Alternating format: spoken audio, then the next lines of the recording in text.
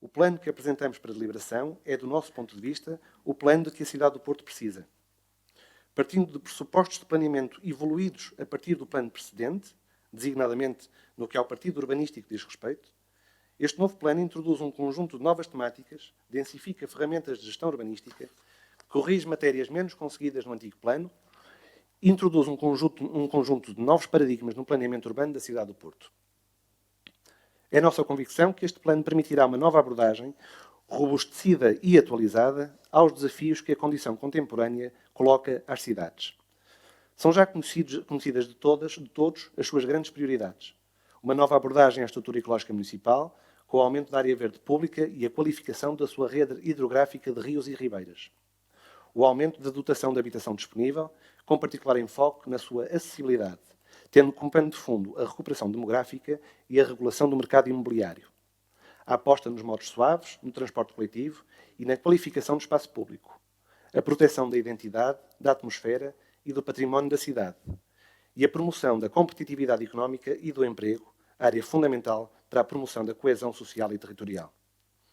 Finalmente, este PDM incorpora uma alteração de paradigma relativamente ao regime económico-financeiro, criando ferramentas periquativas para toda a cidade, que permitirão uma maior equidade entre operações urbanísticas e contribuirão para dotar o município dos recursos necessários para a execução das ações previstas no próprio plano.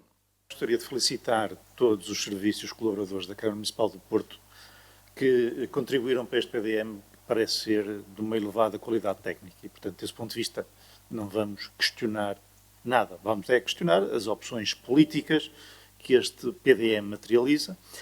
E, do ponto de vista político, o PSD considera que os 5 grandes objetivos em que este PDM assenta são praticamente consensuais. Não é no nível dos objetivos que nós temos divergências.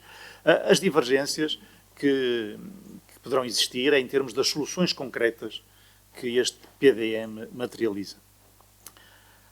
Há, no entanto, uma série de aspectos que nos parecem altamente positivos.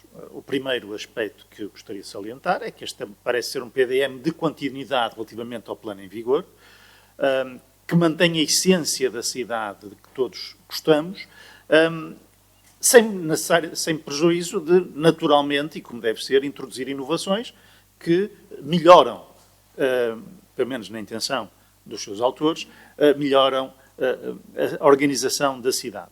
Portanto, é um plano que não é revolucionário, é um plano reformista, e essa opção por um plano reformista naturalmente merece o aplauso do PSD, porque o reformismo é a essência da social-democracia.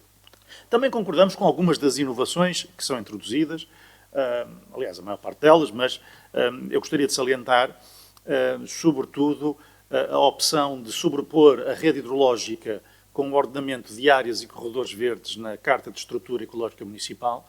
Parece-nos uma opção muito sensata e que irá contribuir para tornar o Porto mais verde e, sobretudo, mais sustentável e resiliente do ponto de vista ambiental. No entanto, este não é o PDM que o PSD faria se fosse o PSD a fazê-lo. O aspecto principal que nos distingue deste PDM é uma opção pela densificação, pelo aumento da construção da área construível, que não é devidamente acompanhada das soluções necessárias, na nossa opinião, para manter a qualidade de vida dos cidadãos do Porto.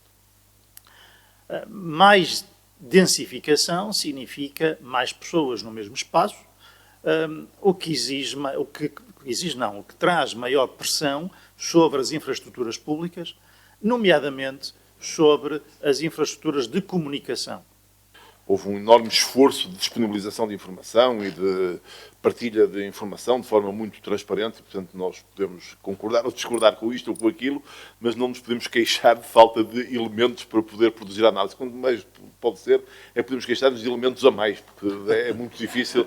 Não, nós recebemos este documento há meio dúzia de dias, bem, isso, como o Sr. Vereador aqui elencou, só ler os papéis já é um esforço muito grande para quem tem, naturalmente, outra atividade profissional e não tem gabinetes de apoio para mastigarem uma parte daquela enormíssima informação que ali está contida. Mas, enfim, isso são as circunstâncias das coisas. Eu diria que Vamos ver, do ponto de vista técnico, também reconhecemos que há aqui um trabalho muito bem feito e vamos ver, o tema aqui é este, o PDM define aquelas 5 linhas de opção política que o Sr. Vereador Pedro Baganha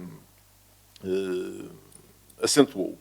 Devo dizer que nós estamos completamente de acordo com essas 5 linhas. O problema aqui é saber se as soluções previstas no PDM se coadunam com o cumprimento desses objetivos e de que forma se coadunam ou não coadunam com o cumprimento dos objetivos. Eu acho que há uma área manifestamente positiva na sua leitura global, que é a visão para a área do ambiente, para a área do espaço verde, dos corredores verdes, da preservação das ribeiras da cidade. Parece que globalmente essa área constitui um avanço muito significativo do PDM e constitui um avanço num domínio que é um domínio central para a vida da cidade, para qualquer cidadão que tenha a percepção de quais são os problemas com que nós estamos confrontados com as alterações climáticas, com as questões de preservação ambiental. Acho que todos percebemos a importância dessas medidas e eu acho que essas são uma modernização do PDM e uma modernização no sentido globalmente muito positivo.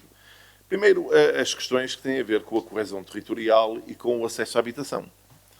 Nós não estamos nada seguros que as soluções previstas no PDM conduzam à melhoria do acesso à habitação e, sobretudo, à melhoria do acesso à habitação numa perspectiva interclassista. Isto é, a melhoria do acesso à habitação para quem efetivamente tem um problema no acesso à habitação. Quem tem? As pessoas com baixos rendimentos, as pessoas das classes médias, os mais jovens. As pessoas que têm rendimentos mais afluentes não têm nenhum problema de acesso à habitação. Portanto, nós temos que olhar para as pessoas que são a esmagadora maioria de uma sociedade, que são seguramente a esmagadora maioria de uma cidade. Repito, classes médias, jovens, pessoas com menores rendimentos. Nós temos muita dificuldade em encontrar no plano as soluções para este problema. O plano é praticamente omisso numa questão que nós, aliás, chamamos a atenção no nosso contributo, que é a questão das ilhas. Refere indiretamente o assunto, mas não tem medidas propostas. E devo dizer que, com o que está aqui no plano, todas estas normas excepcionais podem vir a ser usadas e as ilhas passarem a servir para tudo, menos para a habitação popular. Eu não tenho nenhum problema em que as ilhas sirvam para outros usos que não seja a habitação popular, mas se também as ilhas deixarem de servir para a habitação popular, bem, eu julgo que estamos consensualmente de acordo, julgo eu, logo veremos, que a cidade tem um problema de carência de equipamentos em vários domínios e especialmente de carência de equipamentos no domínio das instalações, das grandes instalações desportivas. Eu acho que isso eu julgo que isso é consensual. Ora, o que acontece em vários casos neste PDM é que o PDM permite a desclassificação parcelar de espaços que eram equipamentos desportivos, ainda que, reconheço eu, equipamentos desportivos que não estão em utilização como tal. Bem, a verdade é que não estão em utilização como tal, mas esse ónus existe e esse ónus permite ou facilita uma potencial negociação da Câmara com os proprietários privados. Bem, o desaparecimento dessa classificação ou a redução das áreas que são sob classificação vai tornar impossível qualquer negociação da Câmara com esses proprietários e vai significar que esses espaços tradicionais, onde havia equipamentos desportivos, e que, repito, que estão no atual PDM classificados como zona de equipamento, por exemplo, o espaço onde funcionava o campo do Ramaldense Futebol Clube, ou o espaço onde funcionava o campo do Sport Progresso, ali no Amial, já fora da circulação, mas ainda dentro da cidade do Porto, vão poder deixar de ser equipamentos, vão poder definitivamente deixar de ser equipamentos desportivos. Eu acho que daqui resulta um prejuízo para uma cidade que tem uma enorme carência de equipamentos desportivos. Dizer, portanto, no exercício que fizemos em matéria de equipamentos, portanto, o primeiro passo foi mesmo uma revisitar de todos os equipamentos existentes na cidade e, portanto, com o máximo rigor, fazer uma nova classificação. É de novo, como aqui já foi referido, a propósito de vários dos exercícios que fizemos neste processo de revisão. E, portanto, só poderia estar naturalmente classificado como equipamento existente, equipamento que, de facto, estivesse em funcionamento e, portanto, fizemos o tal exercício de validação de toda a informação de que dispunhamos, enfim, até envolvendo algum trabalho de campo. Há uma exceção nesta classificação, que são equipamentos que, eventualmente, não estando em função, correspondiam a imóveis inventariados, como tendo valor patrimonial e que tendo uma matriz de equipamento evidente. E, portanto, nesse caso, foi a opção também do plano conservar esses equipamentos, enfim, com essa classificação. Depois, portanto, o que não, enfim, naturalmente, não existindo, as propostas de equipamento, como é que surgiram? Bom, aqui foi exatamente um dos domínios em que aquilo que foi referido até pelo Sr. Vereador Pedro Baganha de trabalho colaborativo foi mais evidente. Portanto, tivemos que trabalhar com todos os domínios, portanto, para um grande conjunto de áreas de equipamentos coletivos que, de resto, estão identificados no relatório do plano. Portanto, o que nós fizemos foi um levantamento das necessidades, naturalmente, e devo dizer que, em alguns casos, beneficiamos de exercícios recentes que já tinham feito esse trabalho de forma mais específica. Portanto, na área da educação tínhamos a Carta Educativa, no caso dos equipamentos de saúde, portanto, também tínhamos a Carta de Equipamentos de Saúde Primários, naturalmente que integramos no plano. Outras áreas, não existindo um instrumento formal de programação, tivemos que trabalhar com os setores diretamente envolvidos. Portanto, no caso concreto do desporto, foi exatamente uma dessas áreas. De resto, penso que o domínio do desporto deve ser aquele que no plano tem mais ações, até em termos de equipamentos novos, noutros casos requalificações, e, portanto, foi esse exercício que fizemos. Agora, o que vale a pena dizer é que, enfim, todos nós, eventualmente, gostaríamos de ter mais áreas para espaços verdes ou para equipamentos.